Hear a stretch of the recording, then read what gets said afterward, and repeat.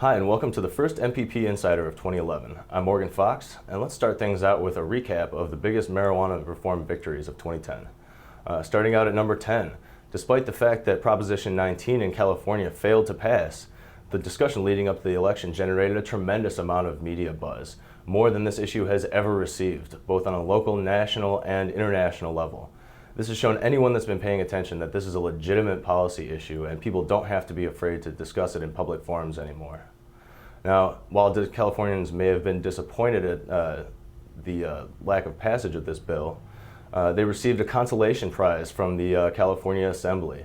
At number 9, California further improved upon their existing decriminalization law, removing all criminal penalties for possession of marijuana less than an ounce, meaning that if you get caught with an ounce or less of marijuana in California, you're given the equivalent of a $100 parking ticket. Also out of California at number 8, 2 favorable court rulings came down last year. One of them ruling that it was not a violation of federal law to license dispensaries for towns and counties, and another that blocked LA's attempt to close most of the dispensaries in that city. This is a huge victory for patients in those areas. At number 7, the states of Colorado, Maine, and New Mexico all passed regulations that improved upon and expanded their medical marijuana programs. This is great for patients in those states that already have existing recommendations, as well as for patients seeking future recommendations. It also further protects people that are involved in the marijuana industry in those areas.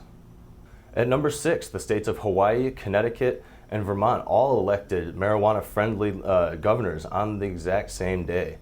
This gives us a lot of hope that we'll be able to see further legislation pass in coming years. At number 5, local ballot initiatives were passed in 4 states. In Massachusetts and Wisconsin, measures were passed urging their state legislatures to either tax and regulate marijuana like alcohol or to legalize medical marijuana. And in California and Colorado, local initiatives passed that allowed dispensaries to be opened in those areas. Moving on to the bigger victories, at number 4, early last year, New Jersey passed a medical marijuana law. Unfortunately, due to interference by the governor, that law has yet to be implemented completely and patients are still without their medicine, but hope is on the horizon as further compromises are reached. At number 3, the District of Columbia, after a decade of struggling with Congress to enact its medical marijuana law, was finally able to implement their bill allowing patients safe access. We should be seeing dispensaries open in Washington, D.C. Within 6 months or so, and this is a huge victory because it will allow national congressmen to be able to see what a regulated, tightly controlled medical marijuana system looks like and see that the sky doesn't fall and that it doesn't increase crime in any significant way. At number 2, on November 2nd, Arizonans passed MPP's model medical marijuana bill by a narrow margin. This bill will allow for 125 dispensaries to be open in the state of Arizona and will allow patients with qualifying conditions to have safe and legal access to their medicine. Look forward to further implementation as the weeks go by. And for number 1, we moved from the federal to the state level. Last year, the Department of Veterans Affairs issued an announcement saying that it would no longer deny services and treatment to veterans who were using medical marijuana legally within their state. Prior to this announcement, anyone testing positive for marijuana could be denied services and medications that person might need to keep them alive.